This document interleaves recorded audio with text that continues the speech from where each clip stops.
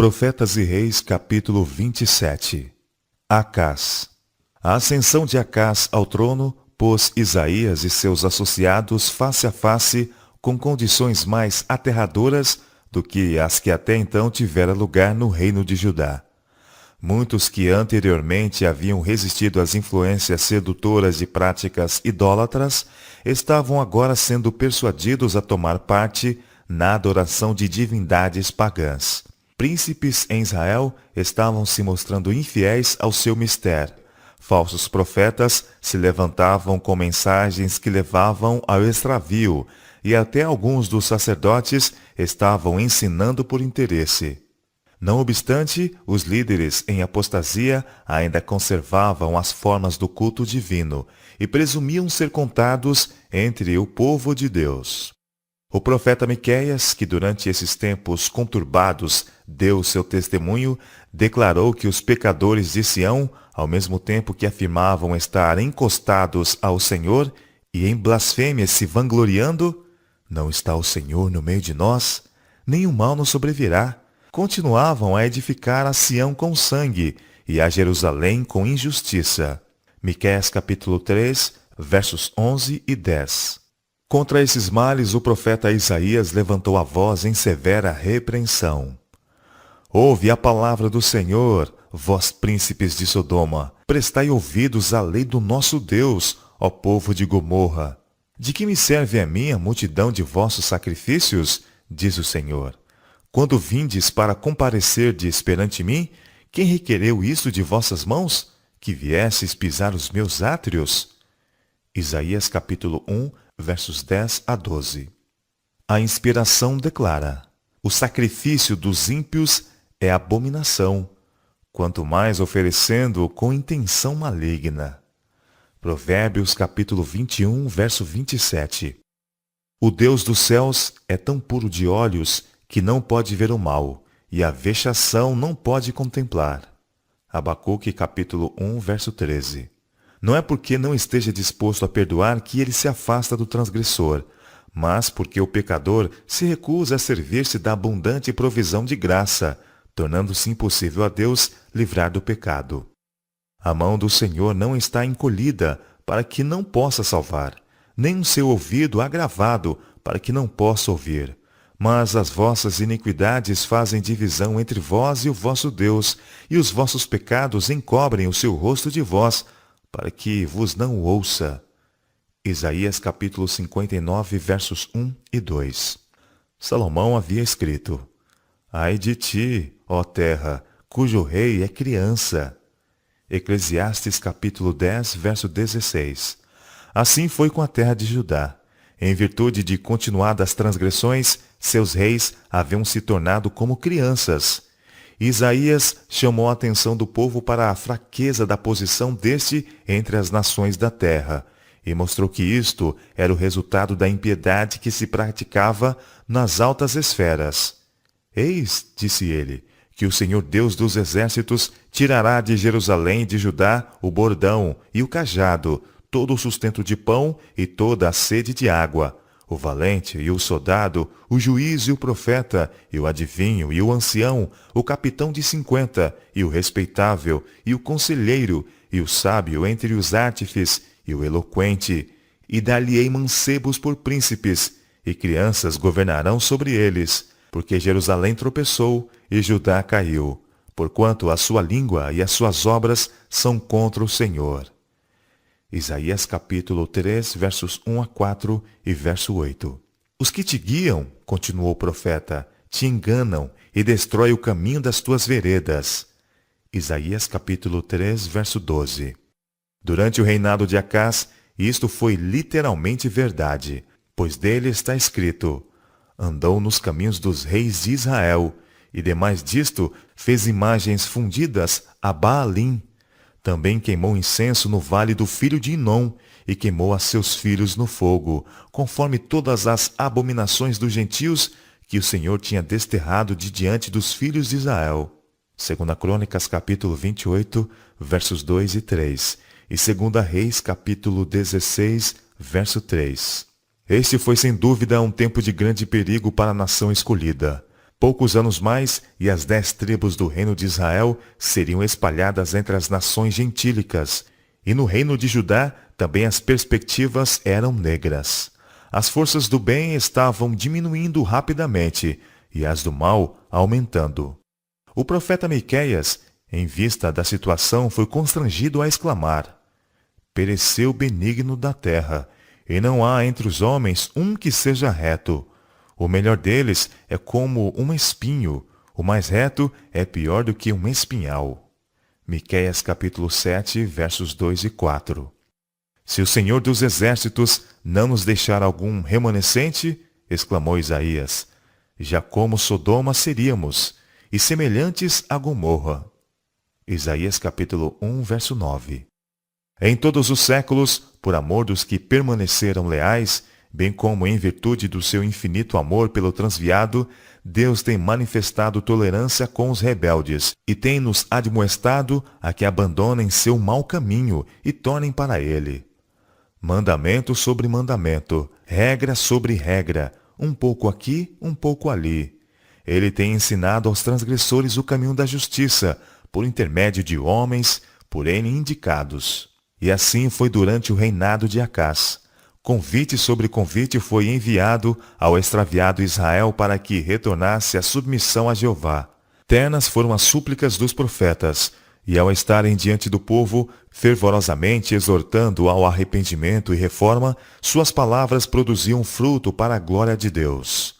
Através de Miqueias veio maravilhoso apelo. Ouve agora o que diz o Senhor. Levanta-te, contende com os montes, e ouçam os outeiros a tua voz. Ouvi, montes, a contenda do Senhor, e vós, fortes fundamentos da terra, porque o Senhor tem uma contenda com o seu povo, e com Israel entrará em juízo. Ó povo meu, que te tenho feito? E em que te enfadei? Testifica contra mim. Certamente te fiz subir da terra do Egito, e da casa da servidão te remi, e pus diante de ti a Moisés, Arão e Miriam. Povo meu, ora, lembra-te da consulta de Balaque, rei de Moabe, e do que lhe respondeu Balaão, filho de Beor, desde Sitim até Gilgal, para que conheças as justiças do Senhor. Miqueias capítulo 6, versos 1 a 5. O Deus a quem sirvamos é longânimo. Suas misericórdias não têm fim. Lamentações capítulo 3, verso 22. Através de um período de graça, seu Espírito está apelando aos homens para que aceitem o dom da vida. Vivo eu, diz o Senhor Jeová, que não tenho prazer na morte do ímpio, mas em que o ímpio se converta do seu caminho e viva. Convertei-vos dos vossos maus caminhos, pois por que razão morrereis, ó casa de Israel? Ezequiel capítulo 33, verso 11. É um especial artifício de Satanás levar o homem ao pecado, e então deixá-lo ali, desajudado e desesperançado, temendo buscar perdão. Mas Deus convida que se apodere da minha força e faça paz comigo. Sim, que faça paz comigo. Isaías capítulo 27, verso 5. Em Cristo cada provisão está feita, cada encorajamento oferecido. Nos dias da apostasia em Judá e Israel, muitos estavam inquirindo: com que me apresentarei ao Senhor e me inclinarei ante o Deus Altíssimo? Virei perante ele com holocaustos, com bezerro de 1 ano? Agradar-se-á ao Senhor de milhares de carneiros, de 10.000 ribeiros de azeite? A resposta é clara e positiva. Ele te declarou, ó homem, o que é bom, que é que o Senhor pede de ti, senão que pratiques a justiça e ames a beneficência e andes humildemente com teu Deus. Miqueias capítulo 6, versos 6 a 8. Insistindo sobre o valor da piedade prática, o profeta estava unicamente repetindo o conselho dado a Israel séculos antes. Por intermédio de Moisés, quando estavam para entrar na terra prometida, a palavra do Senhor havia sido: agora, pois, ó Israel, que é que o Senhor teu Deus pede de ti? Senão que andes em todos os seus caminhos, e o ames, e sirvas ao Senhor teu Deus com todo o teu coração e com toda a tua alma, para que guardes os mandamentos do Senhor e os seus estatutos que hoje te ordeno, para o teu bem. Deuteronômio capítulo 10, verso 12 e 13. De século em século, esses conselhos foram repetidos pelos servos de Jeová aos que estavam em perigo de cair nos hábitos do formalismo e de esquecer de demonstrar misericórdia. Quando, durante o seu ministério terrestre, o próprio Cristo foi assediado por um doutor da lei com a pergunta: Mestre, qual é o grande mandamento da lei? Sua resposta foi: Amarás o Senhor teu Deus de todo o teu coração, e de toda a tua alma, e de todo o teu entendimento. Este é o primeiro e grande mandamento. E o segundo, semelhante a este, é: amarás o teu próximo como a ti mesmo. Destes 2 mandamentos depende toda a lei e os profetas. São Mateus capítulo 22, versos 36 a 40. Estes claros pronunciamentos dos profetas e do próprio Mestre deviam ser recebidos por nós como a voz de Deus a cada alma. Não devemos perder a oportunidade de praticar obras de benemerência, de terna providência e cortesia cristã em favor do sobrecarregado e oprimido. Se mais não podemos fazer, devemos dizer palavras de coragem e esperança aos que não estão familiarizados com Deus, dos quais se pode com mais facilidade aproximar pelas avenidas da simpatia e do amor. Ricas e abundantes são as promessas feitas aos que são atentos a oportunidades para levar gozo e bênção à vida de outros. E se abrirão a tua alma ao faminto, e fartares a alma aflita. Então a tua luz nascerá nas trevas, e a escuridão será como o meio-dia. E o Senhor te guiará continuamente, e fartará a tua alma em lugares secos, e fortificará com os teus ossos, e serás como um jardim regado, e como um manancial cujas águas nunca faltam. Isaías capítulo 58, versos 10 e 11. A conduta idólatra de Acás, em face dos ferventes apelos dos profetas, não podia ter senão um resultado.